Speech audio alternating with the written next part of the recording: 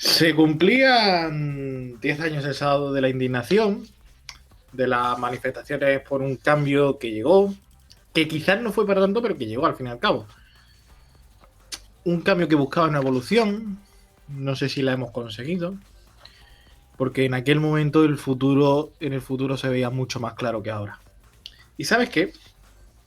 Yo sigo indignado. Cuando veo el desproporcionado sueldo de los políticos, yo sigo indignado. Cuando veo que la corrupción no solo no cesa, sino que aumenta, yo sigo indignado. Cuando veo que la regeneración era más de lo mismo con otras siglas, yo sigo indignado.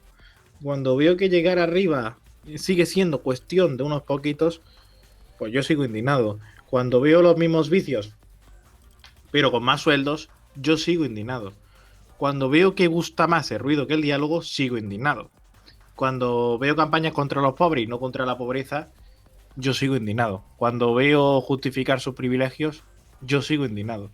Cuando veo el clasismo en los ojos de mis vecinos ciudadanos, yo sigo indignado. Cuando veo que de esta no estamos saliendo mejores, yo sigo indignado. Cuando veo las estadísticas de violencia de género, yo sigo indignado.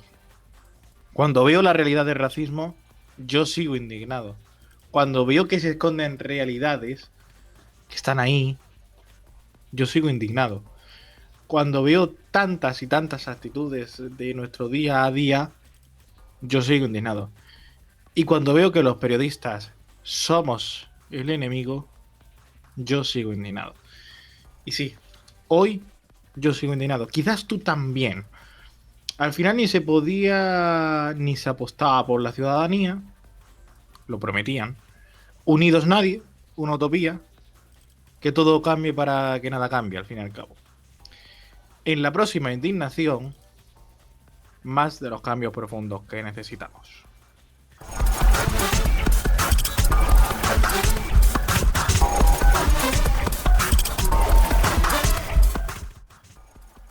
Hoy Jaque Mate arranca con efemérides. Hoy Jaque Mate arranca con lo que ocurrió hace ya 10 años. El sábado se cumplían 10 años del 15M, un movimiento principalmente originado en Madrid, en la Puerta del Sol, pero que luego se fue extendiendo a más ciudades de nuestro país, que lo que buscaba era cambios en la democracia, resetear básicamente la democracia, volver a empezar con todo lo bueno que ya habíamos cosechado estos años y cambiar todo lo que había que cambiar lo menos bueno.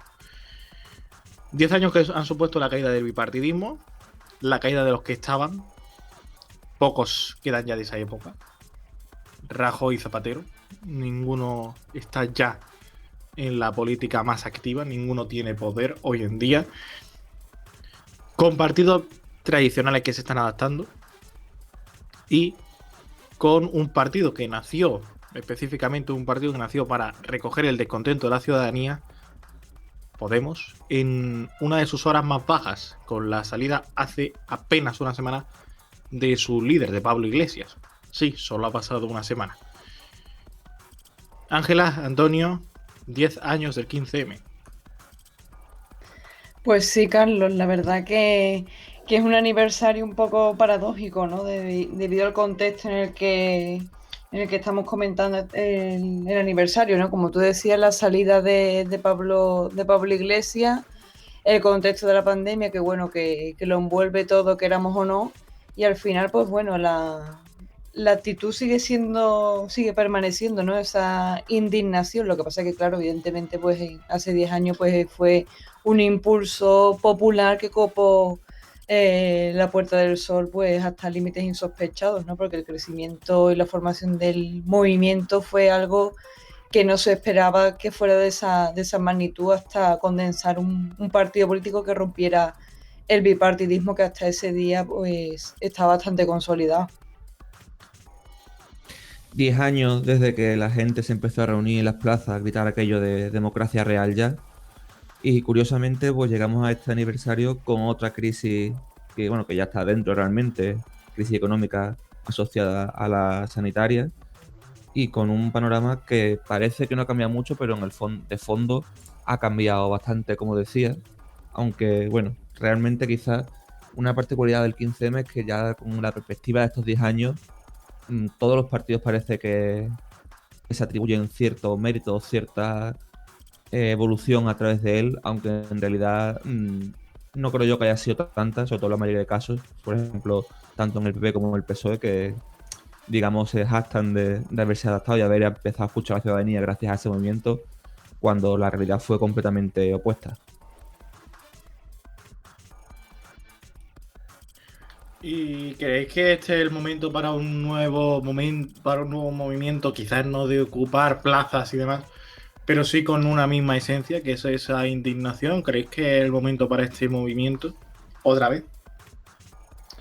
Hombre, yo creo que ahí puede haber ciertas similitudes por el contexto, ¿no? Porque es que al final era un desencanto generalizado por muchas razones, sobre todo la crisis económica y la crisis de identidad, ¿no? Y de reconocimiento por parte de la población que no se sentía satisfecha en ningún aspecto. Probablemente ahora siga habiendo argumentos para llevar a cabo ese tipo de acciones, pero no sé yo si sería con la misma fuerza, porque no sé hasta qué punto las personas que se congregaron durante todos esos días en la Puerta del Sol y que manifestaron su deseo de una democracia real, no sé si creen que ese tipo de acciones pues tenga su fruto, porque creo que en ese momento, hace 10 años, pues sí que había cierta esperanza de poder revertir la situación. Aún así, yo evidentemente estoy a favor de todos estos gestos porque al final el hecho de acampar en plazas públicas es un hecho bastante simbólico de lo que la gente quiere conseguir con esa acampada, que es ocupar los espacios públicos porque son ellos los que los constituyen. Sí, yo creo que en el fondo la gente está muy quemada ahora mismo en comparación con aquel momento y no creo que fueran capaces de conseguir ese mismo movimiento por eso precisamente, ¿no? Por esa quemazón que hay ya en la sociedad, sobre todo la gente joven y que está muy desmovilizada respecto a esa época, que bueno, no solamente el 15M, sino todo ese momento de entre 2012 y 2014 de movilizaciones permanentes, de las mareas, rodear congresos, etcétera, etcétera. Y además, aparte, en este tiempo, en estos 10 años, se ha legislado bastante para evitar que otro movimiento como el 15M pueda surgir con esa fuerza. Con lo cual yo creo que ahora mismo sería bastante complicado, aunque bueno, todo esto al final empieza con una pequeña llama que se descontrola. O sea, no parece, o sea, también en su momento parecía que no iba a ser nada y de repente se convirtió en un movimiento nacional.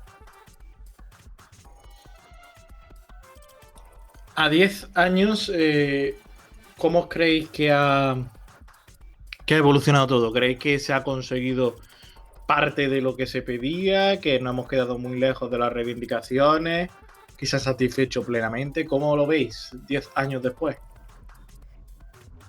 Bueno, yo creo que la cuestión de la promesa en la política es algo constante y sonante, de manera que con eso lo tenemos que mantener como punto de partida. Evidentemente los cambios todos llevan su tiempo y su proceso.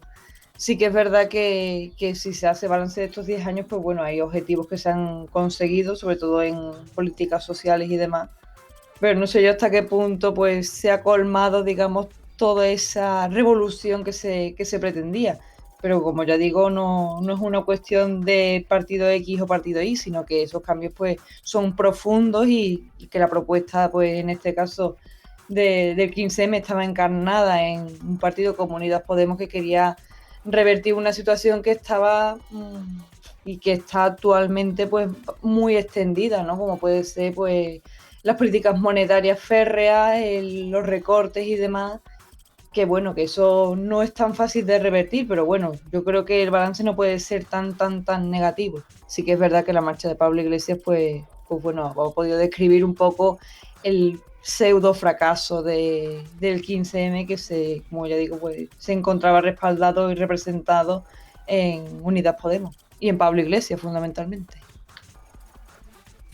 No, pero yo me niego un poco, en cierta manera, a pensar que la salida de Pablo Iglesias implica una derrota del movimiento, incluso de Unidas Podemos, porque también en parte, digamos que una de las reivindicaciones de estos movimientos, como de otros también similares, era en parte que no hubiera estos partidos políticos, estos políticos que están 40 años diputados y 40 años en el poder, y que haya una, digamos, revitalización continua de cargos y de miembros, ¿no? Entonces, en ese sentido, yo creo que es positivo el que gente que empezó, la gente que fundó Podemos ya no esté casi ninguno en el partido y que se vaya renovando poco a poco. Más allá de eso, pues hombre, el bipartidismo, que era quizá el gran caballo de batalla del 15M, pues sigue ahí, ¿no? Y sigue ahora pues casi tan fuerte como entonces. Al final nunca llegó a haber aquel sorpaso, ni tampoco ni de Podemos a PSOE, ni de tampoco Ciudadanos que surgió después para intentar sustituir al PP, tampoco consiguió nada. De hecho, el PP pues lo ha absorbido completamente. Lo que sí quizá es un hito, aparte de obviamente esos 69 escaños de Podemos en 2015, es que han conseguido formar el primer gobierno de coalición en la historia reciente de España, y que un gobierno esté formado por miembros que están a la izquierda del PSOE, de partidos de izquierda, lo cual pues efectivamente es un hito que no parecía que fuera a ocurrir, porque ni siquiera se habla mucho, ¿no? de Anguita, de Julián Anguita. Lo más que consiguió fue, si no recuerdo mal, 21 escaños. Eso ahora mismo para Podemos sería un resultado gravísimo, y en cambio era el resultado tanto de Izquierda Unida como también del Partido Comunista, que consiguió en su día 23. Son resultados que fueron históricos en su momento. Entonces yo creo que en ese sentido también se ha normalizado que estos partidos que están por detrás tengan capacidad de conseguir cierto número de escaños. Y sobre todo también ha habido un movimiento regional, porque quizás el gran cambio que ha habido en España es que los partidos regionalistas han pasado de ser dominados por los partidos de derecha, por Convergencia, por el PNV y partidos así, a que de repente en Cataluña la primera fuerza sea Esquerra Republicana, a que de repente el BNG sea capaz de hablarle de tú a tú al PSOE, de que Bildu esté cada día más cerca de igualar como mínimo al PNV. Y yo creo que eso también es un cambio muy interesante a largo plazo en España, aunque en la cuestión de fondo, que era el bipartidismo y era el reparto de poder, sigue estando como está. No ha habido tampoco cambios legales, o incluso se ha ido hacia atrás en muchos derechos sociales. Pero bueno, yo creo que a largo plazo ha cambiado todo. Sí, bueno, yo creo que como pensándolo bien, lo que tú dices tienes razón, porque creo que estructuralmente creo que el bipartidismo creo que va a estar ahí asentado, pero sí que es verdad que la izquierda ha conseguido tener más presencia y eso es una realidad. Pero no sé yo hasta qué punto el 15M, hablando de este movimiento en concreto y de Unidas Podemos en ese momento, cuyo referente era Pablo Iglesias, no sé hasta qué punto ha podido beneficiar o perjudicar la imagen de Iglesias al movimiento. En cualquier caso, yo creo que lo que es el germen de esta movilización que tuvo lugar ese 15 de mayo de 2011, creo que eso es como un caldo de cultivo que no va a seguir tan intensamente, pero que sin embargo pues puede copar de nuevo no las calles, sino la actualidad, si es que partidos como Unidas Podemos pues es capaz de resarcirse y de encontrar, digamos, ese feeling con la ciudadanía para recobrar esa esperanza que aquel día pues se sembró. Esperanza es una palabra que define el 15M. ¿Hay esperanza? Esa es una buena pregunta ahora. Yo creo que es muy complicado. También es que estamos en un momento que no. Creo que quizá no es el momento mental para ponerse a pensar en estas cosas. Todavía mientras estemos con la pandemia del COVID, hasta que, digamos, empecemos otra vez a ver la luz del día, como decirlo de alguna manera.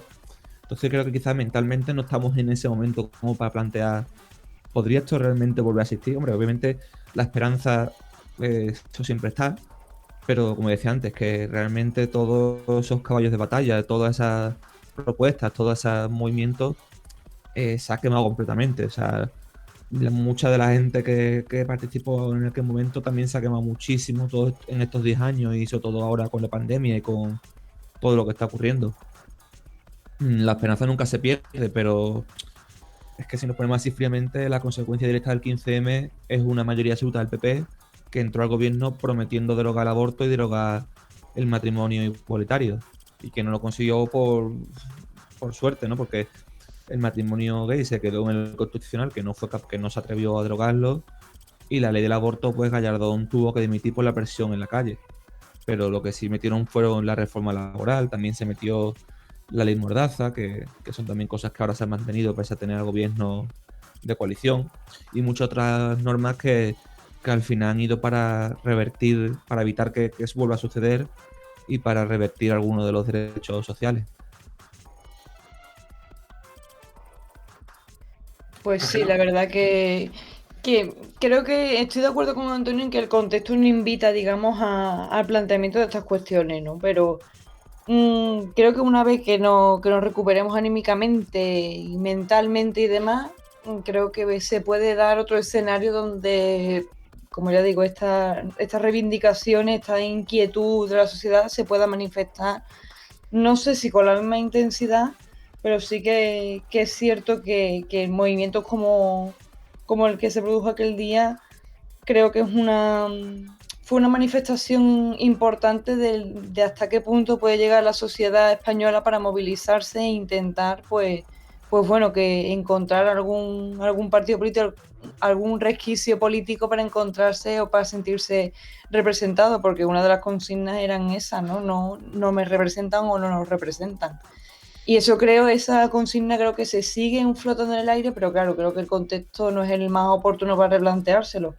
Esperemos y veremos a ver si partidos como Unidas Podemos y demás, las fuerzas de izquierda, pues tienen esa capacidad, como ya digo, de recoger, digamos, ese descontexto y de llevarlo en un camino efectivo. Pero ya digo, tienen que encontrar, digamos, una manera de reconectar con el ciudadano, que no sé hasta qué punto estará un poco insatisfecho. Pues sí.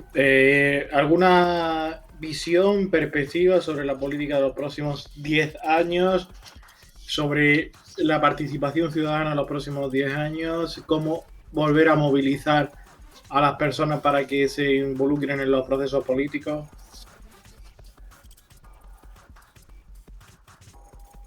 Pues seguramente esto también dependerá en parte, al igual que ocurrió en su momento, de lo que ocurra en el plano internacional. Porque el 15M, aunque fue una cosa española, fue un movimiento mundial, porque de ahí también surge el ocupar Wall Street en Estados Unidos y movimientos también similares en otros países. Entonces yo creo que también la escena internacional, sobre todo con el proceso electorales que se vienen ahora en muchos países, por ejemplo como Francia, como Italia, como Alemania, yo creo que eso también puede influir de cara a un futuro que en Europa vuelvan a surgir movimientos sociales, movimientos de reivindicar, digamos, democracias más participativas o que no se recorten derechos sociales, que bueno, ahora con el tema de la crisis veremos cómo salimos de esta. Entonces yo creo que en ese sentido influirá mucho lo que se mueva fuera de España. Pero yo creo que, y también sobre todo dependerá de lo que haga el gobierno. Obviamente, si el gobierno empieza a aplicar recortes en la crisis, empieza a privatizar cosas, a cobrar peajes en la carretera, seguramente se abra un margen para que vuelva a surgir un movimiento similar. Sí, y además no olvidemos que durante todo lo que llevamos de pandemia, pues se han producido pequeñas movilizaciones de algunos colectivos, pueden ser autónomos, agencias de viajes y demás, que han intentado buscar, digamos, esa capacidad de reivindicarse. Sí que es verdad que, por supuesto, pues tendrá mucho que ver la toma de decisiones de cómo atajar un periodo postcrítico, a ver cómo se enfrenta a esa situación. Pero sin duda, y esta es mi percepción, creo que en las últimas elecciones que hemos tenido aquí en España, el 4M en Madrid, creo que ha demostrado que yo creo que ahora mismo lo que más pesa es apelar a las emociones y sobre todo a cuestiones que no tienen nada que ver con un proyecto político, sino cuestiones de sentimiento y de emoción y de algo mucho más mucho más heterogéneo que un proyecto de vivienda, economía, sociedad, políticas sociales. No sé si me explico, pero veremos a ver cuál es el nuevo escenario y cuál es la reacción del ciudadano, pero sin duda creo que la política ha dado un cambio sustancial en ese sentido. Pues muy bien. Antes de seguir con más temas de la actualidad, esta semana, 10 años después del 15M, lo que más nos preocupa no es el movimiento de indignados, sino las cifras del COVID. Y esta semana una buena noticia respecto a ello, que es la cifra de vacunados. Ha habido récord de vacunados en un solo día, con más de 600.000 personas. Vamos por el buen camino, pero todavía queda mucho. Todavía hay que estar unos mesecitos, hay que tenerlos con la guardia activa, porque todavía puede complicarse mucho. Recuerdo el caso chileno, por ejemplo, que con un 40% de vacunados tuvieron que volver a un confinamiento porque se descontroló los números de contagios. Así que, buen dato, más de 600.000 contagiados, más de 600.000 vacunados, perdón, en un solo día. Es una buena tendencia, es un buen ritmo si va a ser esta a partir de ahora. Pero todavía hay que tener cuidado. El virus todavía está entre nosotros. Antonio, Ángela, muy breve. Claro, sí, los números van creciendo, se siguen marcando cada poco tiempo nuevos récords, como decías, más de 600.000 dosis en un solo día. Y poco a poco se va avanzando y poco a poco, digamos, se va reduciendo el riesgo. Aquí, por ejemplo, respecto al caso como de Chile, aquí bueno, tendremos una ventaja que al ser verano, el virus está más inactivo. De hecho, recordemos la situación del verano pasado. Y a eso sumándole el avance de las vacunas, yo creo que pese a todo, el verano pues va a ser más o menos tranquilo en cuanto a términos de pandemia. Sí, yo creo que también estamos en otra situación, en otro momento, y que bueno, que los datos también son positivos y que ya estamos en otro momento dentro de la pandemia, ¿no? No es una primera ola o una segunda ola, o no es la irrupción del virus, que fue algo tremendo. Por lo tanto, hay una puerta en este sentido pequeña a la esperanza, si es que no somos capaces de revertir la situación hasta límites insospechados. Veremos a ver si somos capaces de hacernos responsables de este nuevo camino que parece que emprendemos. Pues sí, la verdad. Esperemos tener cabeza, tener conciencia, por favor. Actualidad internacional esta semana marcada por lo que está ocurriendo en Gaza. Es gravísimo. Conflicto entre Israel y Hamas. Todos hemos visto esta semana las imágenes de los bombardeos israelíes, seguidos de alguna reacción de Hamas. Hay ya más de 100 fallecidos y una cifra que va a, desgraciadamente, seguir aumentando con el paso de los días en una escalada de tensión como pocas veces se había visto, como desde hacía años que no se veía. La última gran imagen, la última grave imagen de lo ocurrido, la del bombardeo a medios de comunicación como a Associated Press o Al Jazeera el pasado sábado. Una imagen que sigue sobrecogiendo. Y también las muertes de civiles, de personas inocentes marcadas por un territorio, marcadas por un conflicto que les marca otra vez la vida. Antonio, Ángela, grave lo que está pasando en Gaza.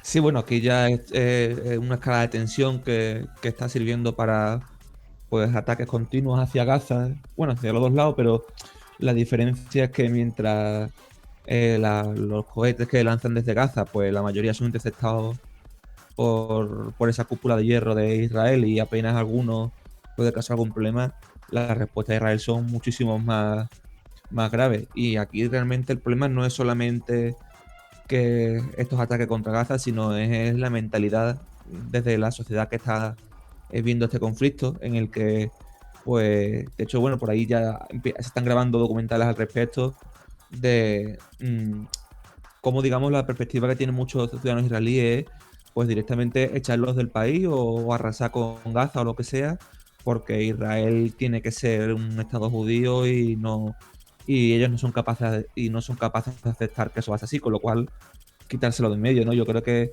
además también Israel con esa debilidad política que ha tenido estos últimos años, con tantísima repetición de elecciones, aún todavía sigue con muchos problemas en ese sentido y con juicios pendientes, por ejemplo, en Netanyahu. yo creo que también sirve como ese puntito de disuasión de atención, de decir, deja de mirar los problemas políticos, céntrate en esto.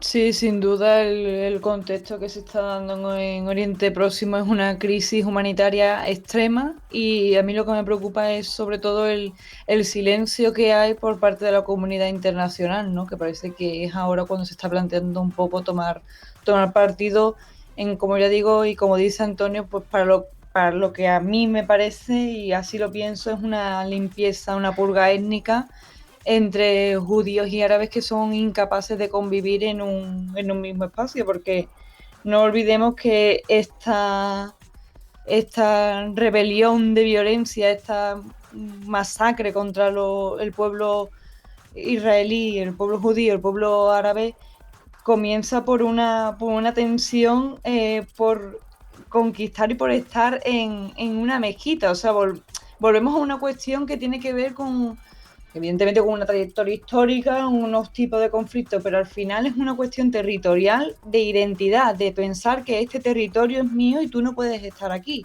Ha habido desahucios, ha habido, como ha dicho Antonio, pues una declaración de intenciones de limpiar lo que es Oriente Próximo de árabes y perdón, de judíos, entonces pues bueno, a mí esto me recuerda a un contexto que ya se dio hace bastantes años en la Primera y la Segunda Guerra Mundial, sobre todo en la Segunda, y la verdad que las imágenes que nos llegan desde allí son verdaderas. Eh, es que no tengo palabras para definirla porque sobre todo es la población civil la que está sufriendo la incapacidad de llegar a un acuerdo o una paz que a lo mejor no puede ser perpetua en el tiempo, pero por lo menos un cese de la violencia. El problema es que realmente no existe posibilidad para la paz, porque realmente no existe un proyecto en el que quepan ambos, en el sentido de esto no es una guerra en la que ambos digan, bueno, pues ponemos la frontera aquí, sino que realmente hay un Estado que dice, esto es mío y aquí nada más que cabemos nosotros. Y después está, pues sobre todo en la zona de Gaza, que es una gente, el pueblo palestino que vive allí y que no tiene dónde ir y que ya lo único que le queda es que los echen o a Egipto o los echen al mar. O sea, no existe un modelo de paz posible porque no existe una voluntad, o sea, no existe capacidad de entendimiento. No, la postura de Israel es Israel va a ser un Estado judío y por lo tanto pues los palestinos no tienen cabida en él. Y ahí ya también se ve que no solamente es las tensiones en la mezquita aquella que comentaba Ángela, sino también es en la zona de Cisjordania, en Jerusalén Este, cómo están los judíos ocupando los asentamientos, echando a las personas de sus casas para ocuparlas ellos, y poco a poco y convirtiendo Jerusalén Este en una zona judía, porque también es una cosa que está ocurriendo aparte, que están expulsando a los palestinos de sus casas para ocupar los judíos, amparados también por la ley, obviamente. Ángela. Sí, bueno, como tú decías, y es que yo creo que es la lectura que yo hago de este conflicto, aparte por supuesto, por las imágenes de la devastación de vidas civiles y sobre todo bueno, una ciudad que poco a poco se está convirtiendo en polvo, como decía Carlos al principio, pues ya han llevado a cabo un ataque frontal en contra de los medios de comunicación, que como tú bien decías al principio, Carlos, en la apertura, pues parece que es el enemigo número uno porque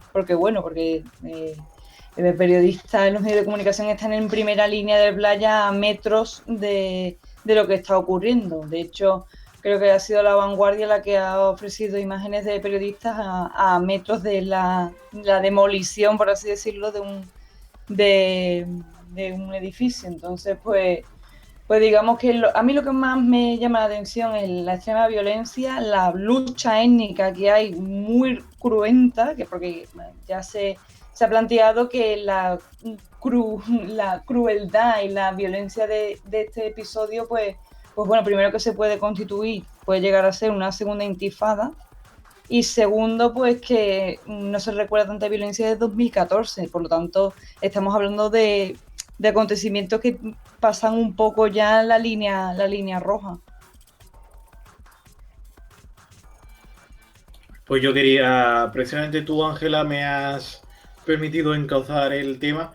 que era el tema que yo quería tratar ahora, que era precisamente centrarnos en ese ataque a los medios de comunicación, a las oficinas de AP y Al Jazeera, con pocos minutos de aviso, donde se veían las imágenes de los periodistas, los trabajadores corriendo, intentando proteger los equipos de trabajo. Imagen que vuelve a atacar contra la libertad de información y la libertad de informar y de trabajar y de poder comunicar lo que allí está ocurriendo. Nuevamente, ataque contra los medios de comunicación, siempre víctimas en esta situación. Sí, bueno, eso es más que evidente. Siempre se producen todo tipo de conflictos, sea de mayor o de menor magnitud. La cuestión es silenciar la capacidad de ofrecer al mundo, de hacer visible lo que está ocurriendo en otros puntos del mundo. Y por supuesto, pues un ejercicio total de censura mediante la violencia, porque derribar un edificio que afortunadamente fue desalojado previamente porque tuvieron la delicadeza de avisar que iban a atacar, y por lo tanto, pues bueno, les dio tiempo para rescatar el material y salir de allí, porque ya vimos que el ataque era completamente de destrucción. Por lo tanto, los medios de comunicación siempre vamos a tener este estigma, ¿no?, de ser el enemigo número uno, porque somos el ojo que revela muchas veces lo que no se quiere que se vea o lo que no se quiere ver por parte del espectador o del oyente. Claro, o sea, Gaza en el fondo es una especie de campo de concentración gigante y el pueblo palestino lleva viviendo allí pues una situación durísima durante mucho tiempo. Obviamente, antes o después iba también a trasladarse a aquellos que están allí intentando pues acompañarlos y contar lo que pasa, aunque yo aquí tampoco perdón, perdería la mirada, porque por mucho que es verdad que sea grave que se ataque a periodistas, en el contexto en el que estamos de bombardeos, de ataques, de básicamente un estado de apartheid, yo creo que es algo casi secundario, porque aquí realmente las víctimas no es que en un caso concreto hayan ido contra los periodistas, es que están yendo permanentemente contra el pueblo palestino. Entonces, obviamente, en un contexto cualquiera sería muy grave lo del periodismo, pero es que en este estamos ante una situación completamente inverosímil, como es este estado de apartheid que vive Palestina, con lo cual para mí realmente el centro de atención, por mucho que ocurra esto y obviamente haya que decirlo, sigue siendo lo que está ocurriendo en Gaza. Sin duda, seguiremos muy pendientes de lo que ocurra en Gaza, porque desgraciadamente creo que va a ocupar más primeras planas de la actualidad en próximas semanas. Esperemos que todo tenga una buena resolución, por favor. Al final aquí siempre los civiles son las víctimas y ya yo creo que ya tienen bastante, que ya está bien, que no es un conflicto que quizás con diálogo se puede solucionar, como casi todo en la vida. Pues información internacional que completamos con lo que ha ocurrido en Chile la pasada madrugada. Los chilenos estaban llamados a las urnas entre el sábado y el domingo, por primera vez 2 jornadas de votación para que fuera más fácil poder acudir y evitar las aglomeraciones que se podrían producir en un país que está muy afectado por el COVID, pese a que lleva ya un 50% de vacunados. Elecciones en Chile, elecciones para casi todo, básicamente. Para gobernadores. Por primera vez en la democracia, los ciudadanos pueden elegir a los gobernadores regionales, para alcaldes, para los equipos municipales, básicamente. Y las más importantes, para las constituyentes. Constituyentes que vienen a reemplazar, que van a escribir la Constitución, la nueva Carta Magna, que sustituya a la que está ahora mismo en vigor, que viene de la dictadura militar de Pinochet. Es decir, la primera constitución de la democracia se va a empezar a escribir a base con los nombres que han salido de estas urnas, donde la derecha es la gran perdedora, no consigue ni siquiera un tercio de los 155 escaños, por cierto, con elecciones paritarias, mitad de mujeres, mitad de hombres, y con espacio para los pueblos originarios, muchas veces muy maltratados en el país. Han tenido 17 diputados, esa era la cuota que se les reservaba, 17 diputados de la nueva constituyente para pueblos originarios que también van a tener voz. La izquierda y los independientes son los que ganan, son los que arrasan, son los que van a elegir con negociaciones, pero son los que van a elegir cómo va a ser Chile a partir de dentro de unos pocos meses. La Constitución se empezará a poder votar, a poder nombrar, a poder negociar a partir del mes de julio. Y pierde la lista de Chile Vamos. Chile Vamos es la coalición que abarca toda la derecha y que le dio la presidencia a Sebastián Piñera en el año 2017. Un Sebastián Piñera que en noviembre, a finales de noviembre, se tiene que tiene que revalidar su cargo, la derecha tiene que revalidar su cargo. Todo parece indicar que Piñera no va a volver a ser presidente, que la derecha va a volver a perder ese puesto, ese gobierno que no tiene tan consolidado. Chile siempre ha sido, desde que llegó la transición, siempre ha sido un país de izquierda. Piñera ha sido el único presidente de la derecha. El gobierno queda muy deteriorado.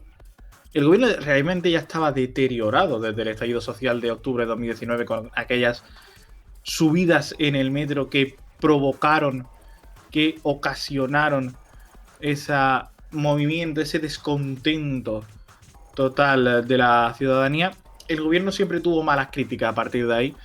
Siempre se le criticó, siempre fue el responsable de muchas situaciones que estaban ocurriendo en el país, de además violencia policial, y de no saber escuchar básicamente qué es lo que querían los ciudadanos, qué es lo que se ha visto este fin de semana.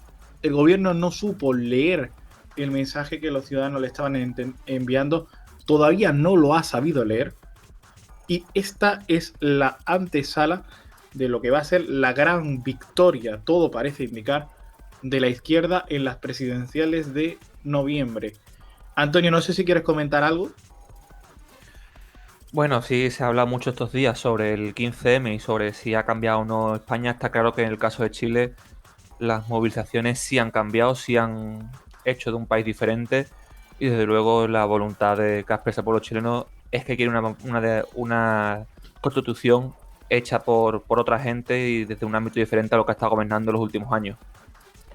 Además, unas elecciones en las que el abstencionismo ha sido muy importante. Solo ha votado el 40% de los ciudadanos, pese a esos 2 días de votaciones, pero no ha habido una gran masividad, una gran importancia de estas urnas. Y el 80% de los electores que en 2020, en octubre de 2020, decidieron derogar la Constitución en unas elecciones con casi el 51% de los votos, no hemos visto ahora esa movilización tan importante. No sabemos qué ha pasado en un año electoral, porque, repetimos, en noviembre de este año habrá elecciones presidenciales. Esto es lo que ha ocurrido en Chile. Pendientes de las reacciones. Hoy será el día de las reacciones, hoy lunes, cuando amanezca en Chile será el día de las reacciones, y muy importante lo que está ocurriendo. Más temas de la actualidad, volvemos a casa. Lo que está ocurriendo en el vertedero de Zaldívar, donde el gobierno vasco ha decidido que se para la investigación, se para la búsqueda de uno de los dos desaparecidos, Joaquín Beltrán. Lleva desde febrero del 2020. Su cuerpo todavía no ha podido ser recuperado de este vertedero, donde, bueno, le cayeron toneladas de material y quedó sepultado. Ángela, Antonio. Bueno, sin duda esta tragedia que tuvo lugar ya hace un tiempo, en el 6 de febrero de 2020, no te queda tan lejano. Y bueno, parece ser que no se ha encontrado pues el cuerpo de este operario que se encontraba en ese momento, en el momento de un colapso que queda sin justificación, pero de la que se intuye que se debe a una posible sobreexplotación del terreno, ¿no? De acumulación de material más allá de sus posibilidades. Y no solamente eso, recordemos también que, claro, al tener residuos que sobre todo tenían que ver con con material de construcción y demás, en su mayoría tenía el componente el químico del amianto. Entonces eso provocó también que por unos días, digamos como que la vida en esa zona de Vizcaya pues estuviera un poco más calmada y como una especie de confinamiento porque el amianto pues bueno, es el material con el que se hace la uralita y provoca problemas respiratorios que pueden ser bastante graves. Por lo tanto, no estamos hablando de un desastre, por supuesto, medioambiental, de un posible homicidio imprudente, sino también de una crisis que todavía no se ha encontrado solución, que en su momento también en las elecciones vascas pues fue también una arma arrojadiza contra Urkullu por esa incapacidad de resolver lo que había pasado ahí. Sí, por desgracia en estos casos, cuanto más tiempo pasa, más complicado es encontrar algo. Y a medida que pasa un tiempo, pues se veía venir que lo que se ha confirmado estaba por venir, ¿no? Lo de que se confirme que no se va a seguir buscando porque se da por perdido esos restos y que no se van a poder recuperar. Ya era una situación muy complicada, como decía Ángela, pues ha sido más de un año, casi un año y medio desde entonces, y la verdad es que es una noticia muy mala, sobre todo también para la familia. Sí se consiguió recuperar los restos de su compañero, de Beltrán, pero...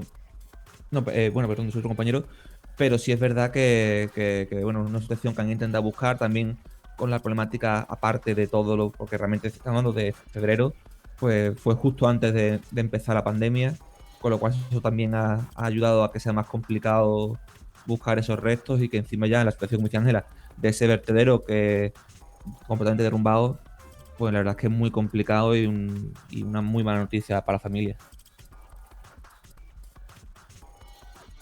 Sí, y además que como ya digo, no supuestamente no se realizaron tampoco bien las labores de asentamiento, se detectaron algunas grietas que bueno, que no se les dio la importancia que se debería, por lo tanto creo que es un caso de imprudencia y al final pues bueno, hay 3 detenidos, ¿no? Y eso también hay que decirlo porque hay hay investigaciones y hay pruebas que hablan de un contexto bastante extraño, ¿no? De una falta de previsión y una, como ya digo, le he dicho al principio, una sobreexplotación de cargar una zona que no estaba preparada geográficamente para sostener esa cantidad de residuos que, como ya vimos, pues cortó hasta la autovía, la 8 creo que fue, que une Bilbao con Vizcaya, creo que es. Entonces, por lo tanto, creo que es una situación que a lo mejor no puede tener la resolución que querría la familia de este operario desaparecido, que no se ha podido encontrar, pero que evidentemente tiene que quedar resuelto de alguna manera, porque sin duda ahí hubo también bastante responsabilidades que no fueron del todo bien llevadas a cabo. Otra noticia de la semana, esa anulación de Madrid Central. Se estiman el recurso de ecologistas en acción y pues se suspende Madrid Central, la zona que pretendía acabar con la contaminación en la capital, en Madrid. Se acabó el proyecto estrella de Manuela Carmena, boicoteado ahora por el Ayuntamiento de Martínez Almeida.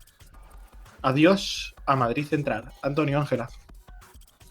Bueno, boicote ahora no, porque realmente fue una de las principales propuestas en la campaña de Almeida, que era derogar ese Madrid Central, que aunque ahora ya se ha oficializado más con este parón, digamos, este freno desde los poderes judiciales, también además de multas se ha intentado boicotear, no cobrando multas, intentando, porque de hecho muchas de las multas que se han puesto en estos años no se han llegado a cobrar o se han recurrido y al final se han quitado, con lo cual era un proyecto que en el momento en el que llegó al gobierno local el PP estaba acabado, porque básicamente ha sido su caballo de batalla durante la campaña y durante después el gobierno, intentar derogarlo, intentar volver a traer los coches a Madrid, a pesar de que en un principio también se intentaron como también jugar a quitar las multas, pero mantener cierta parte del proyecto.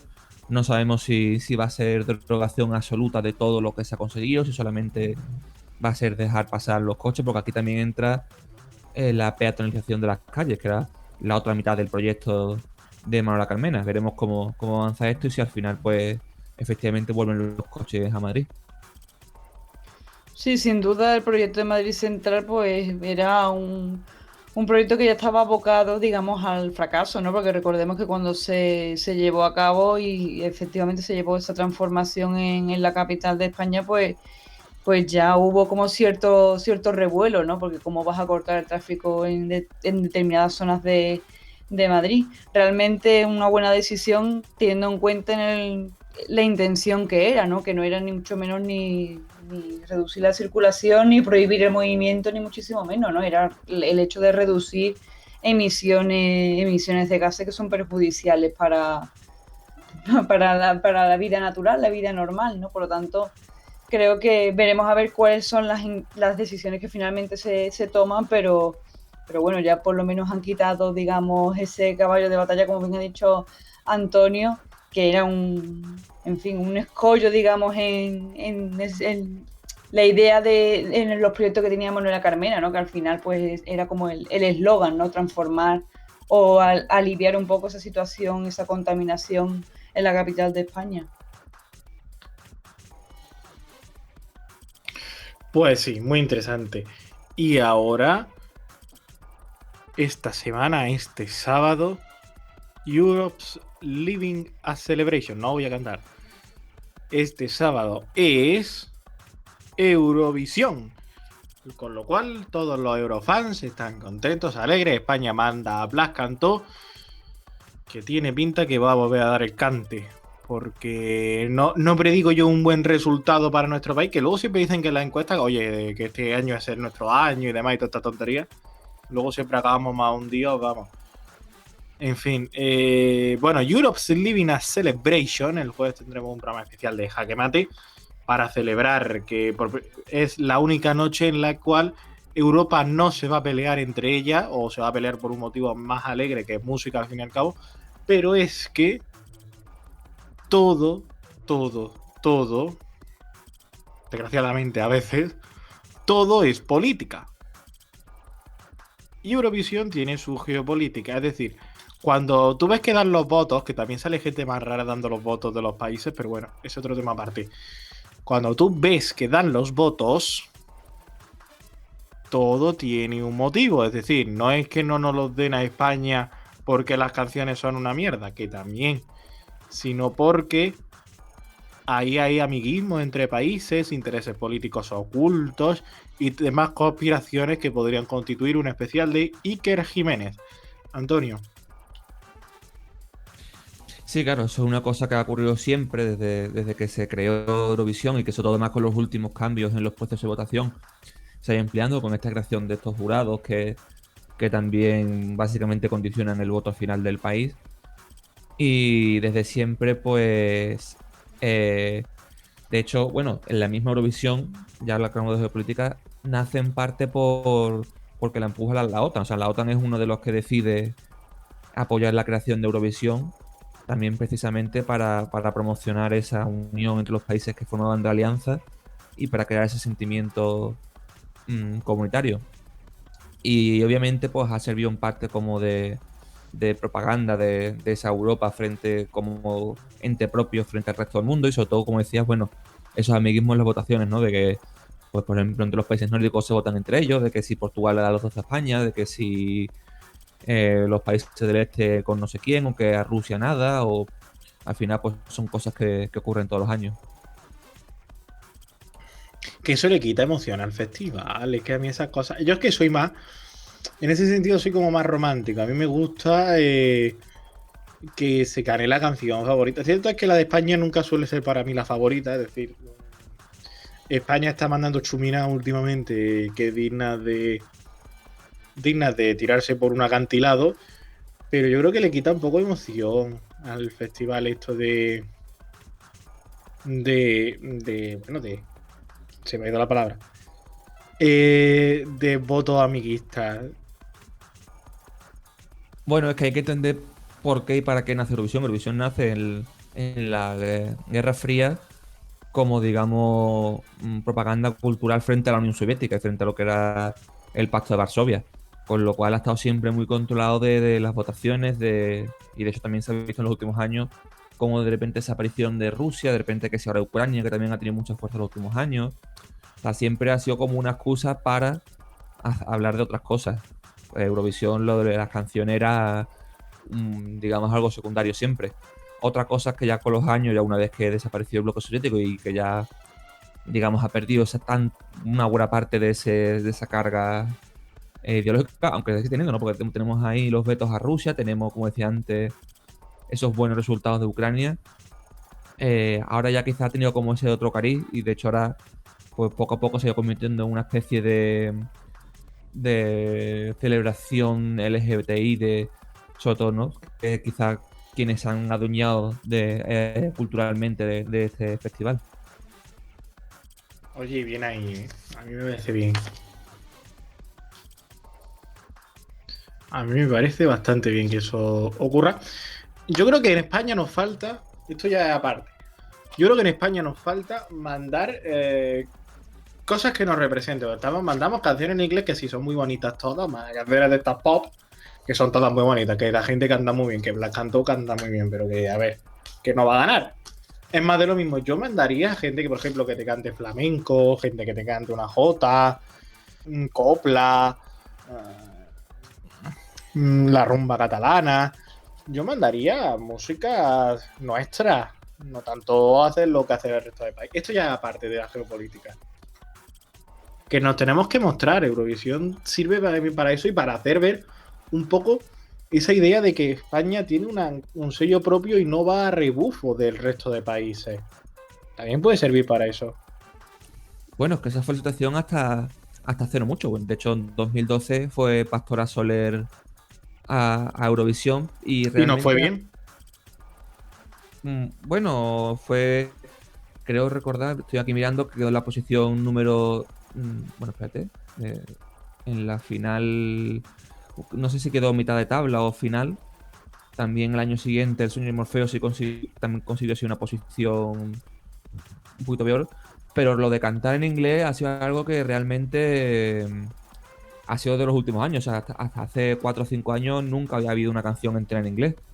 Y esto es algo también para muchos otros países. En los últimos años se han terminado de caer, digamos, estos hitos y ya todos los países casi cantan, muchos de ellos en inglés.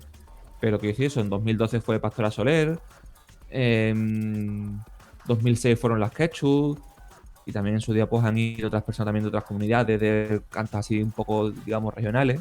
Por ejemplo, quizás no sé si contar Serafín Zubiri, por ejemplo, o no sé. Ha habido siempre casos así, ¿no? Pero la canción española sí, siempre ha ido. También, no sé, también fue en su día Paloma San Basilio, Azúcar Moreno, Peret. Es verdad. Pero aparte de eso, que sí que es verdad que ha habido una regresión en el sentido de que se han igualado mucho de los países, aunque ahora otros que sí que habían antes hecho eso, tal. No, nunca había realmente un plan porque realmente Eurovisión tampoco es un objetivo de España, no tiene tampoco interés especial en ir bien en Eurovisión. O sea, no es un país que sea potente precisamente por eso. Y se nota muchísimo, entre más sobre todo España, que al ser de esos países que son los que meten dinero en Eurovisión y tiene por tanto su posición fija en la final, se nota también después al final porque no tienes muchas veces ese nivel para estar en el último día de competición. Pues claro que sí. España siempre hay. Hombre, es broma. Yo creo que España no pasaría muchas semifinales si tuviera que competirlas, lo cual nos viene bien porque pagamos pasta. Que esto es el dinero al fin y al cabo. Pagamos pasta y pasamos a la final. Bueno, el jueves especial Eurovisión en Jaque Mate. Antonio se travestirá en crítico musical junto a Ángela para despedazar el final. O sea, la final. Bueno, la final no, las canciones que compitan allí, porque la final es el sábado. Para despedazar con ánimo ofensivo incluso la final. Bueno, vamos a nuestros clásicos de la semana, el Negre y el Medallero. Negre de la semana, esta semana para Estudio Estadio y sus preguntas utópicas. Porque sí, el programa de deportes de Teledeporte preguntó esta semana si se debería suprimir el VAR en las últimas jornadas. Que también hay que tener ganas de estas cosas ahora para 4 días. Bueno, Negre de la semana deportivo. Estudio Estadio. Medalla de bronce para el macrobotellón en Barcelona del viernes, que acabó en desalojo multitudinario. Vamos a cuidarnos, lo he dicho antes, que estamos vacunándonos más, pero todavía nos queda. Medalla de plata para los grandes atascos del fin de semana del viernes, también en el primer fin de semana sin estado de alarma. Ha habido desbandada general en las grandes ciudades y todo el mundo que se va a pasar un fin de semana aquí ahora. Esto ya es el cachondeo. Luego estaremos en julio confinados todos perimetralmente y os quejaréis. Pues no vayáis ahora de juerga para otro sitio. La playa puede esperar. Y medalla de oro para Pablo Iglesias, porque sí, como buen torero, le echó un capote a la vida y se cortó la coleta tras abandonar la política exclusiva, si es que merece el valor de ser exclusivo de alguien, de la vanguardia de Pedro Ballín, que lució con honor como Pablo Iglesias leía un libro suyo mientras posaba con ese nuevo atuendo capilar. No sé ni hablar. Antonio. Bueno, yo aquí voy a aprovechar también para meter que yo creo que es vergonzoso que la noticia del día fuera el cambio de peinado y que fuera incluso capaz de no solamente de que los programas materiales de aquel momento cortaran para hablar de eso, sino que apareció incluso en los telediarios. Yo creo que es una noticia completamente irrelevante y que desde luego muestra cómo está también en parte el periodismo en este país. Pero bueno, y más allá y creo que eso, que básicamente los niveles absurdos a los que hemos llegado en algún momento de convertir en noticia cualquier cosa. Pero no te habrás enfadado porque lo haya metido yo en el medallero, ¿no? No, sí, además tú mismo también lo has dicho. O sea, yo digo, el hecho de repente que los informativos casi Sí, es verdad, eso fue gracioso. La noticia del día es que un hombre se ha cortado el pelo. El día que Cintora se meta peluquero lo flipa. Tira, hostia, gente cortándose el pelo. El día que Ferreira se meta peluquero igual. Hostia, gente cortándose el pelo. Pero sí, Iglesias se cortó la coleta. ¿Algo más sobre estos medalleros, este negro de la semana, estas preguntas imposibles? ¿Algo más, Antonio? Y bueno, respecto a la movilidad, es algo que se veía venir y que estaba claro que iba a ocurrir en cuanto saliera. También yo creo que hay que tener hay que entender un poco también que hay gente, mucha gente que, por ejemplo, que no ha podido, que se ha quedado fuera de su familia, se ha quedado en otra provincia, en otra región y no ha podido ir a verlo en mucho tiempo, o ir a ver a abuelos o gente, nietos que han nacido y llevarlos a que los conozcan. Creo que por mucho que sea peligroso, por mucho que pueda resultar que dé miedo, creo que era algo necesario e inevitable que ocurriera esto en cuanto se abrieran las comunidades. Y bueno, yo creo que estamos en una situación en la que podemos controlar. Si no nos demoramos mucho, creo que podemos controlar esto. Ojalá. Antonio, querido, política. Más política la próxima semana. Esperemos que con noticias más alegres que las que hemos tenido que contar hoy. Y esperemos abrir la semana que viene con otro récord diario de vacunados. Antonio, te espero en los deportes ahora, en un ratito. Pongo una musiquita y vamos con los deportes, ¿eh?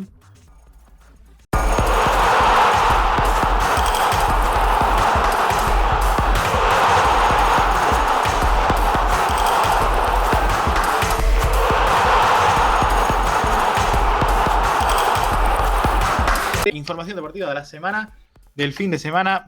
Hoy nos vamos a permitir el lujo de llevarle la contraria a todos los grandes medios deportivos y de empezar hablando de fútbol femenino, que es casi la única alegría que se ha llevado el Barça este fin de semana, por no decir la única, efectivamente.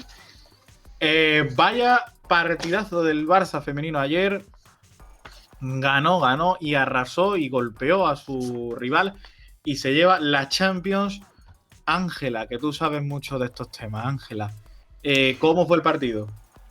Hombre, pues la verdad que el partido empezó con un ritmo altísimo, tanto que a los 30 segundos, pues tras un disparo, un Chu que iba muy colocado, rebotó en el larguero y bueno, un poco de fortuna tuvieron el primer tanto ya el conjunto catalán, que se adelantó, como ya digo, muy rápidamente. El Chelsea prácticamente no tuvo opciones y el Barcelona arrasó porque se dio una casualidad, una paradoja, ¿no? Que cuando la última final que disputó el Barcelona contra el Olympique de Lyon en 2019, pues en el minuto 20 iban perdiendo 3-0 y ayer ellas iban ganando en el minuto 20 3-0 al Chelsea. Fíjate tú la paradoja. Eso lo ha publicado la Liga Iberdrola en su cuenta de Instagram. Ha sacado 2 capturas donde se puede comprobar que es así efectivamente. Así que yo por mi parte estoy orgullosísima porque hay una jugadora que creo que ha sido Alexia, que salió a los medios de comunicación y mandó un mensaje muy positivo, ¿no? Y muy importante, porque al final esto es un referente para aquellas mujeres que quieran practicar este deporte, que bueno, siempre ha tenido el estigma de que está, y bueno, el estigma y la realidad, ¿no? Que es un deporte para los hombres y que bueno, que ellos acaparan toda la atención y fue como, no, nosotros también estamos aquí, somos capaces de ganar y de demostrar que las mujeres también somos capaces de hacer grandes cosas, ¿no? Así que en ese sentido, aparte del resultado, que fue una victoria, como ya digo, arrolladora, también queda luego ese mensaje de cara a las futuras generaciones. La verdad que Antonio, vimos, la verdad que vimos muy poco partido del Chelsea. La verdad que el Barça desde el primer minuto con esa presión agobiante arrolló al equipo londinense y en tan solo 30 segundos, como decía Ángela, pues ya metieron el primer gol y al cabo de los 45 primeros minutos pues ya habían dejado sentenciada la final con un gran 0-4. Sí, el partido al final dura 20 minutos o incluso menos, ya en el momento en el que le pitan ese penalti, minuto 14, que mete Alessia Putellas, ya el partido prácticamente se acaba y encima con el gol en el minuto 20, pues quizás la final fue extraña en ese sentido. Normalmente las finales suelen ser partidos muy disputados, que los dos equipos salen con mucho respeto, que tardan en haber jugadas importantes, pero aquí ha salido el Barça pues como un huracán y se va a una final sin dejar oportunidad al Chelsea a responder. Sí, efectivamente, bueno, también hay que contar con que ellas iban con la ilusión y con la idea de no volver a caer en una final, ¿no? De no perder otra oportunidad de coronarse como la reina de Europa, porque no olvidemos que el Barcelona está cerca de conseguir el triplete, ¿no? La Liga ya la tiene, la Champions la acaba de conquistar, lo que le queda es la Copa del Rey, que está en ese pequeño paso previo de conseguir también otro título, de manera que bueno, que el Barcelona femenino tiene bastante proyección. De hecho, su entrenador fue recientemente renovado y digamos que tiene como una estructura sólida. La verdad que fue un partido ayer bastante emocionante y yo, la verdad, no esperaba, digamos, esa docilidad del Chelsea, ¿no? Esa capacidad de estar completamente anulado, ya que su mejor jugadora, que era Kirby, estuvo anulada completamente. Es que no hubo ninguna aparición ni nada destacable por la parte ofensiva del Chelsea, de manera que digamos que fue un partido más relajado del que se intuía a priori. Pues la verdad es que sí, el Barça, que es el mejor equipo, yo diría, de España a nivel femenino, entrelazando un poco con lo que luego será otro de los motivos de debate de este programa de Jaque Mate, claramente a Laporta le han dado una alegría más ellas que ellos este fin de semana, lo cual también nos debería hacer reflexionar sobre si el fútbol masculino debe ser el dominante, porque el fútbol masculino, el Barça masculino, el que más dinero tiene, solo con el caché de Messi ya se paga el resto de categorías que tiene el Barça. Quizá va siendo hora de que el Barça apueste más por ellas que por ellos. Sí, bueno, hay que también tener en cuenta que el fútbol femenino está en crecimiento. Hay algunos proyectos, por ejemplo, Laporta tiene en su idea, en su proyecto, pues digamos, fortalecer ese proyecto del Barcelona femenino, porque es que está bien claro que, primero, que es un nicho de mercado y esto pues es lo primordial, ¿no? Desgraciadamente, que es una parte que no está muy explotada, el masculino está más que trillado, de manera que yo creo que el fútbol femenino está en auge. Con pocos recursos son capaces de hacer grandes cosas y eso es otro mensaje que también se lanza indirectamente. Con menos ya digo, con menos presupuesto, con menos recursos, digamos, pues son capaces de llegar a finales y de dar partidos memorables. Lo que pasa es que, claro, la difusión que se le da sigue siendo, en comparación, bastante ridículo, pero bueno, confiemos en que esto sea un pequeño paso de muchos que nos quedan, pero en pro de ese objetivo, de darle más fuerza y darle más impulso.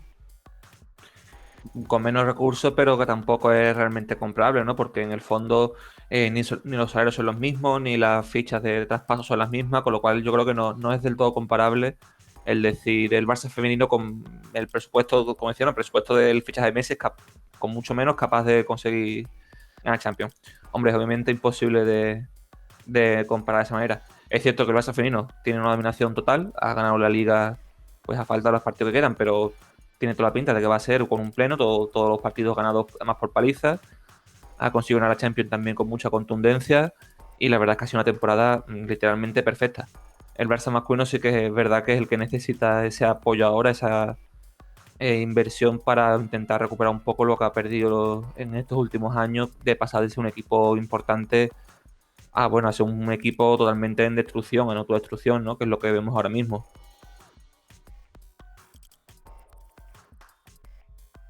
Pues sí, no hay ni punto de comparación entre el femenino y el masculino, básicamente porque ahora comentaremos cuáles han sido los últimos partiditos que han regalado a la afición culé.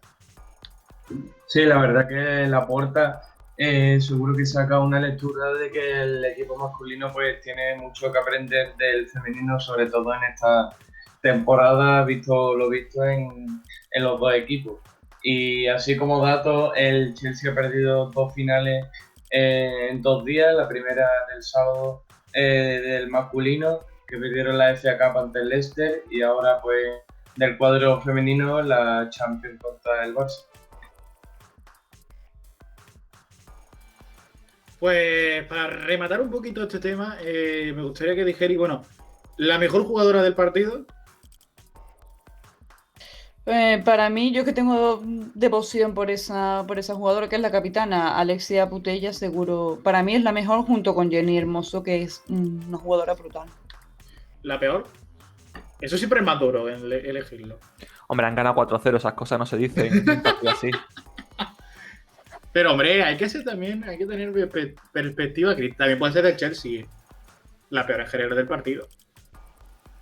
A ver, es que el fútbol es un deporte colectivo, no puedes focalizar la atención en uno y responsabilizarlo de lo que ocurra. Así que es verdad que de los 11 jugadores o jugadoras, pues puede tener más responsabilidad el portero, ¿no? Recordemos ese caso de Karius en la final de Champions, que bueno, con 2 pifias, pues regaló la Champions al Madrid. Pero en términos generales no puedes decir, este ha sido el responsable, no. Es un juego de responsabilidad continua y ahí el que si pierden todos y si ganan todos. Y mirando a la siguiente temporada, para empezar un poquito a mover fichas respecto a la próxima temporada, fútbol femenino en España, movimientos, refuerzos de los equipos, el Barça seguirá siendo el dominante, como lo veis, un poquito así, una breve pincelada. Bueno, yo creo que cambie lo que cambie, es imposible que el Barça ahora mismo pierda la supremacía en el fútbol español, porque básicamente no es que sea superior, es que está a kilómetros por delante de cualquiera, con lo cual quizás la Champions posiblemente puede ser mucho más complicada la temporada que viene, pero a nivel España es imposible que alguien le supere.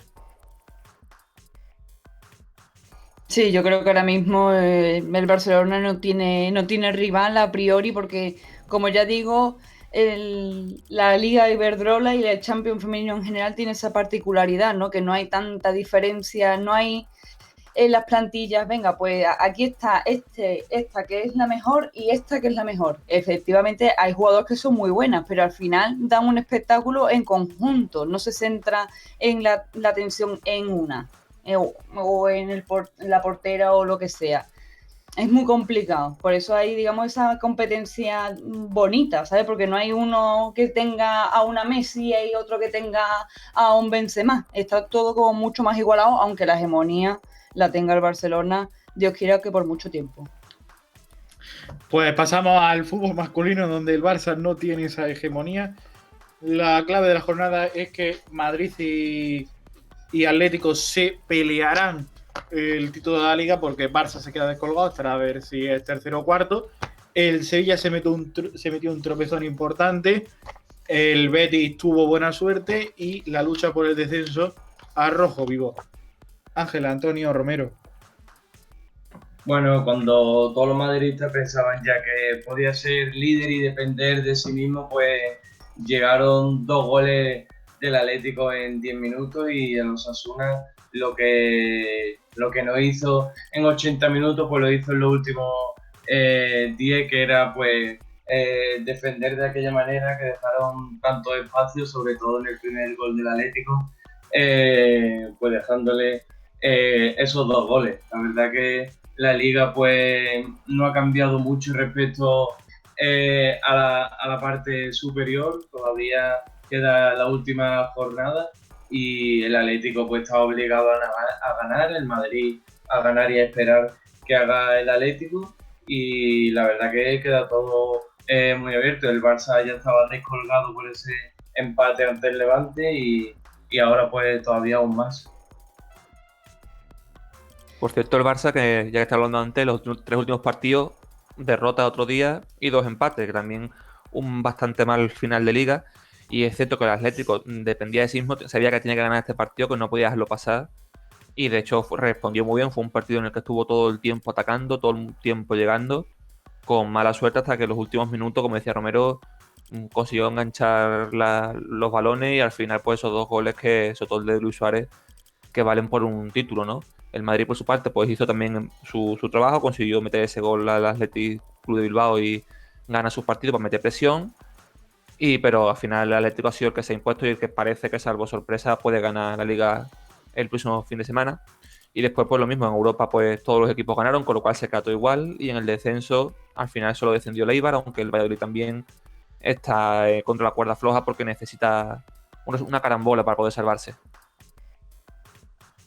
Sí, bueno, digamos que esta jornada de liga ha sido la confirmación de muchas cosas, ¿no? Por una parte, pues el descalabro total y absoluto del Barcelona, algo que no se puede ni justificar ni dar otra lectura de esa situación, que el Real Madrid no está muerto nunca hasta que no llega al final ni de los partidos ni de las competiciones, y que el Atlético de Madrid, pues bueno, tira siempre de esa garra que lo caracteriza. Parece probable o está muy cerca de arrebatarle o de conseguir una liga gracias a Luis Suárez, que militó en las filas del Barcelona. Por lo tanto, se puede suceder esa paradoja. A mí lo que me preocupa es, bueno, la confirmación de lo que ya digo, ¿no? Esa desintegración del Barcelona completamente, porque son capaces de lo mejor y de lo peor en cuestión de minutos. Ofreces una primera parte un poco decente y luego en la segunda pues ya te comen la tostada, pero rápido y veloz. Evidentemente, cuando tú no tienes un fondo de armario de ningún tipo, tienes que sacar a Riqui Puig, que prácticamente está desahuciado, para que intente rascar un punto o una victoria, algo que es imposible. Cuando pones a Sergi Roberto de lateral, que no es lateral, y ya lleva temporadas jugando una posición que no le merece, y cuando dependes de Messi, pues ese diagnóstico que se puede hacer de un partido contra el Celta, que no se jugaba nada y que iba ya pensando en las vacaciones y en la final de competición. Por lo tanto, no sabemos tampoco qué es lo que pasará con Koeman, porque también está por encima, por el aire, Xavi. No sé yo hasta qué punto eso es una buena decisión. Y también por la parte del Real Madrid, pues no se sabe si Zidane se irá. Yo creo que el final de temporada, independientemente del que salga campeón, va a traer mucha cola, porque va a haber movimientos importantes y espero que haya reacciones importantes, sobre todo en aquellos equipos que no han conseguido, que no han hecho una temporada ni mucho menos decente, a pesar de haber conseguido alguna competición. Barça 2021-2022, que hay que cambiar, porque la clave es que hay que cambiar algo. Hombre, por cambiar, yo creo que hay que cambiarlo casi todo, ¿no? Ahora mismo yo creo que el Barça lo que tiene que pensar para empezar es convencer a Messi, como ofrecerle un proyecto decente que haga que se quede, y que además pues intentar también pescar sobre todo en el mercado de agentes libres, que este año hay muchos jugadores de buen nivel que terminan contrato, como es el caso de Agüero, que se habla muchísimo, es el caso también de Eric García, que se habla muchísimo, de Wijnaldum, el holandés del Liverpool también. y no sé, muchísimos jugadores también que pueden intentar pescar por bajo precio o incluso gratis, también tirar de cantera. Yo creo que ese es el camino que tiene que seguir ahora mismo el Barça. Hombre, yo te digo una cosa, yo creo que el problema del Barcelona es un problema integral, que es desde, bueno, menos el presidente que es Laporta y acaba de llegar, vamos a darle un voto de confianza, ¿no? Yo creo que desde mi punto de vista como aficionada al fútbol en general, creo que es la única esperanza que le queda a ese equipo. Yo creo que con otro presidente sería mucho más complicado siquiera tener la esperanza de que se pueda reconstruir, porque como ya digo, hay que hacer desde el entrenador a todos los niveles. Messi, ya Messi yo creo que tiene que ser un tema incluso secundario, porque hay que pensar en un Barça sin Messi, no hay que pensar en un Barça con Messi. Y mira que para mí evidentemente es el mejor jugador de la historia, ha sido el mejor en el Barcelona, pero no puede copar toda la atención. La cantera tiene que moverse, jugadores que tienen que salir porque no dan la talla, jugadores que tienen que entrar. Entonces, yo creo que el planteamiento hay que hacerlo sin él, porque es que al final yo creo que no es tan positivo. O sea, es positivo en la medida que te saca los partidos adelante, por supuesto, eso es innegable. El Barça ahora mismo, sin Messi, me atrevo a decir que estaría quinto o sexto, porque es que ahora va a estar tercero o incluso cuarto. O sea, te quiero decir, pero una cosa es eso y otra cosa es Messi, Messi, Messi. Bueno, vamos a pensar que hay más vida aparte de Messi. Vamos a pensar en esa vida después de él. Vamos a pensar en fichajes que no sean como él, porque él es un jugador de otro planeta, pero vamos a pensar con otra perspectiva.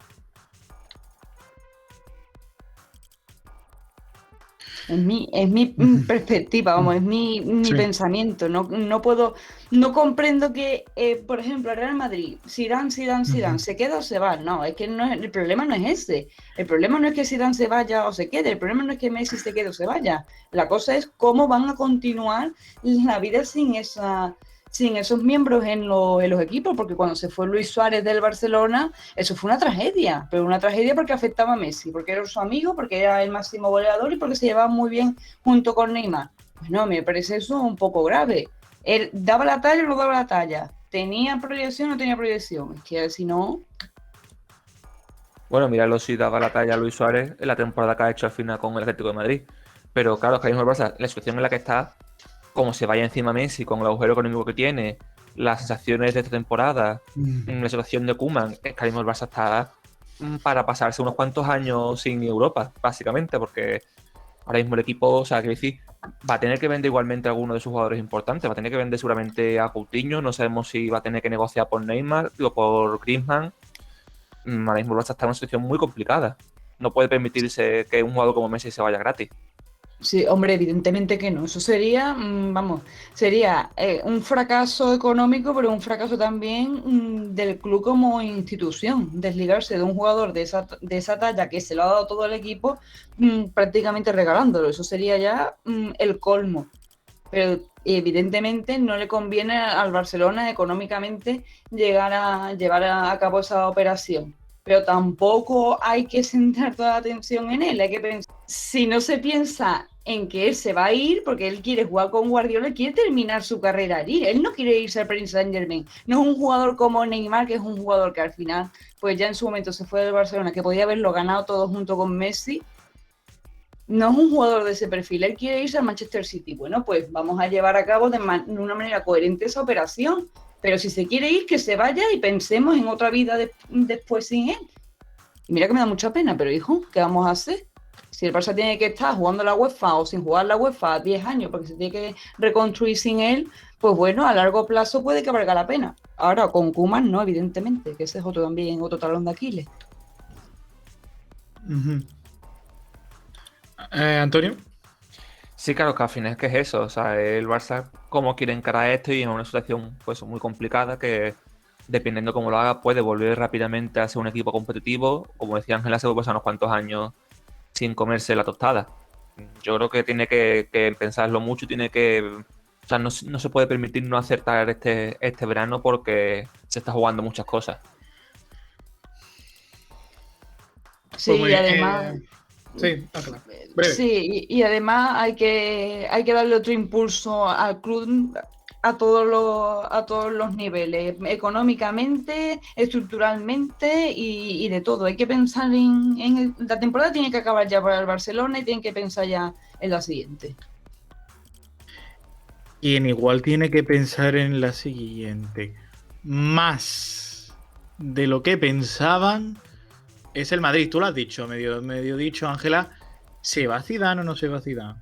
Bueno, yo creo que la decisión solo la sabe él, o puede que ya se le haya dicho a la directiva según veíamos algunas noticias durante la última semana, pero la sensación que da es que él está como muy quemado, como que ya está cansado del banquillo, creo que ya está saturado y puede ser que la etapa suya en el banquillo del Madrid pues haya terminado y haya que buscar otro técnico ya para la próxima temporada. Creo que él se ha ganado el derecho a elegir, pero sigo pensando que el Madrid con Zidane es mucho mejor y aún más si cabe con esa posible llegada de Mbappé el verano que viene y la sensación ahora mismo es esa. Sí, sin duda, bueno, esto siempre ha estado en el aire, ¿no? ¿Cuál será la última temporada de Zidane? ¿Será esta? ¿Será la siguiente? ¿Vendrá Raúl González Blanco como símbolo a ocupar el lugar de Zidane? Yo creo que traer a Raúl no es la mejor opción. Yo no soy partidaria de traer a jugadores que hayan sido símbolos y ponerlos en un banquillo porque no tienen la responsabilidad, ni la capacidad, ni la experiencia de un proyecto así. Y al Real Madrid, tanto como al Barça, como al Real Madrid, pues se le exige lo máximo desde la primera jornada hasta la jornada 38, de manera que también hay que pensar cuál sería el recambio oportuno para el Madrid. Yo creo que efectivamente Zidane ha sido muy positivo para el Madrid por todo lo que ha conseguido, porque ahora mismo está en la pomada por la Liga, y el balance es muy positivo, pero yo creo que al final la temporada la ha gestionado un poco regular con esas lesiones, le ha afectado también el COVID, ha ido un poco como a trompicones. También ha quemado muchos jugadores como Kroos, como Modric, que es el centro de operaciones del Madrid. Ha sabido sacar lo mejor de Benzema. Creo que el balance es positivo, pero también hay algunas cositas ahí que quizás un aire fresco al Madrid le vendría bien. Bueno, Zidane tampoco tenía experiencia apenas, solo estaba en el Castilla y llegó al Madrid con muchas dudas por parte de todos los aficionados y ya sabemos todo lo que ha conseguido, con especial atención a esas 3 Champions seguidas, así que por ese motivo pues se le puede dar un voto de confianza a Raúl, un hombre de la casa. Y en cuanto a la gestión, yo creo que Zidane lo ha gestionado de la mejor manera que ha podido durante toda la temporada. Está claro que tu plantilla tenga más de 60 lesiones en una temporada sumados a bajas del COVID, creo que eso nadie se lo espera y está claro que es muy difícil de gestionar. Y aún así el equipo ha llegado hasta semifinal de Champions y hasta la última jornada de Liga con posibilidades de ganarla. Yo creo que tiene mucho mérito lo que ha hecho Zidane con el equipo que ha tenido, jugándose la Liga con jugadores del Castilla, con juveniles y hasta llegar a este punto, pues yo creo que tiene mucho mérito. Claro, o sea, Zidane no era nadie cuando llegó al Madrid. Incluso también podemos pensar, Guardiola tampoco era nadie cuando cogió las riendas del Barça, ¿no? O sea, yo creo que en ese sentido, y además en equipos así grandes, no es tampoco tan locura poner a una antigua estrella como entrenador, aunque de todos modos habría que ver cómo evoluciona, porque igual que puede salir bien, puede salir mal. Independientemente, yo creo que el Madrid tiene un futuro más o menos más tranquilo, tiene un bloque bastante interesante, tiene jugadores jóvenes que están disputando temporada, tiene por ejemplo a Vinicius, tiene a Fede Valverde, tiene a Militao que ha jugado una temporada maravillosa. Yo creo que tiene una plantilla bastante equilibrada de cara al futuro, no como lo vamos antes del Barça, que sí necesita hacer muchos cambios, independientemente de si Zidane se va o no, que yo creo que lo más probable es que sí. Yo creo que el Madrid tiene más o menos asegurada la previvencia de aquí a poco tiempo de mantenerse como mínimo tal y como está. Yo creo que ha hecho una planificación en los últimos años bastante buena y que ahora puede disfrutar de eso, ¿no? Más allá de la situación del COVID y tal, que ha tocado los planetas de los equipos, obviamente. Sí, yo creo que el Madrid tiene una proyección mucho más a largo plazo y que está realmente en un nivel intermedio, ¿no? Más allá de la eliminación contra el Chelsea y demás, que bueno, que eso le puede pasar a cualquier equipo en cualquier competición. Creo que el Madrid tiene que tener una tranquilidad bastante sostenida en el tiempo, porque ha sabido aprovechar la cantera y dentro de lo que cabe, pues dar sitio a grandes jugadores como Fede Valverde y Miguel Hernández. No sé, Romero, si jugó el otro día. Bueno, Miguel Gutiérrez, no Hernández, fue Eso. lateral. Da mucho de qué hablar porque Marcelo estaba en perfectas condiciones en los últimos 2 partidos, tanto en Granada como en San Mamés. Y Miguel, el chico de la cantera, pues jugó por delante de él y eso da mucho de qué hablar. Y está claro la decisión que tuvo Zidane, creo que es la más lógica, porque Marcelo ya hemos visto a lo largo de la temporada que no tiene ritmo y que ya no es el mismo de antes.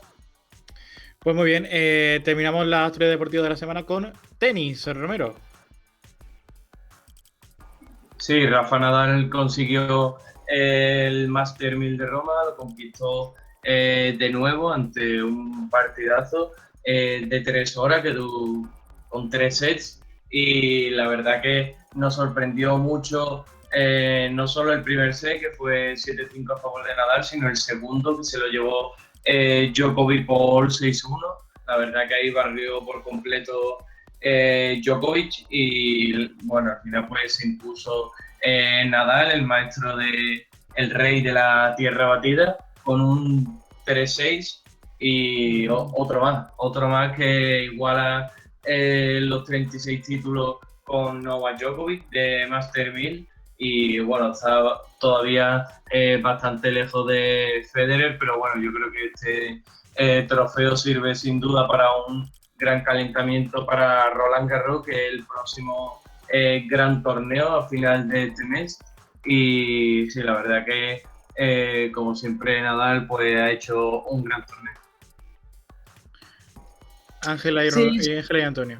sí, sin duda. Bueno, a Nadal, como tú bien dices, Romero, el primer set, pues digamos que era un preámbulo de lo que podría ser el partido, ¿no? Porque ya no es ni mucho menos la primera vez que se enfrentan estos dos grandísimos jugadores. Sí que es cierto que Djokovic no está pasando por un buen momento físico y eso Nadal pues fue consciente durante todo el partido. Sí que en ese segundo set parece ser que las tornas cambiaron un poco, pero ya en el tercero pues se consumó la victoria de Nadal, una victoria accidentada porque por segunda vez durante el torneo parece ser que las líneas que demarcan lo que es la pista parece que no estaban del todo bien seguras y bueno, tuvo un pequeño tropezón que la verdad que le provocó un cabreo importante e incluso llegó a dialogar con el árbitro, ¿no? Con el brasileño Carlos Bernardes, con el que Nadal tiene una buenísima relación. Así que bueno, Nadal efectivamente es el rey de la tierra y por lo tanto eso se va a notar de aquí hasta que se retire. Djokovic no está pasando por un buen momento y ahora pues bueno, veremos a ver en Roland Garros para dicha competición, pues supongo que estará ya Federer recuperado, que ahora han trascendido imágenes de entrenando, ya cogiendo la raqueta y demás, de manera que Roland Garros sin duda pues será una batalla campal como la que ha sido en Roma, pero claro, con ese aliciente de la posible vuelta de Federer. Sí, es verdad que Djokovic llegaba con bastantes problemas físicos a la final, aún así fue un gran partido, ya prácticamente un clásico del torneo, ¿no? Porque se han enfrentado múltiples veces los dos y la verdad es que Rafa se lleva otro Master 1000 de Roma, ya también con buen sabor de boca de cara a Roland Garros y que además le reengancha tanto en el ranking ATP, que se pone prácticamente empatado con el segundo, con Mendev, y también en las ATP Finals de Turín, ese torneo que son los 8 mejores de la temporada, que básicamente lo reengancha y lo pone en posiciones para clasificarse para el torneo, con lo cual una victoria muy importante para Nadal. Pues muy bien, sesión deportiva de hoy, programa de hoy, el jueves especial de Eurovisión con muchas cosas, porque estamos en semana ya Eurovisiva, mañana la primera semifinal, el jueves la segunda y el sábado la final, tengo yo manía con el domingo. El sábado la final. El jueves habrá un programa especial con cositas. Vamos a despedazar el festival un poquito. Y pues poco más. Deportes la semana que viene, más información. Pendientes de todo este final de la jornada, de este final de las competiciones. Previo al inicio de la Eurocopa, del tenis, del fútbol femenino y de muchas cositas. Ángel Antonio Romero, socorrista de Málaga y el mundo entero, muchas gracias. A ti. Gracias a ti, Carlos. Gracias a ti. Y volvemos el jueves. Hasta entonces, como digo siempre, y no me canso, sigan disfrutando de la radio. Adiós. Gracias por estar ahí. Adiós. Adiós. Chao.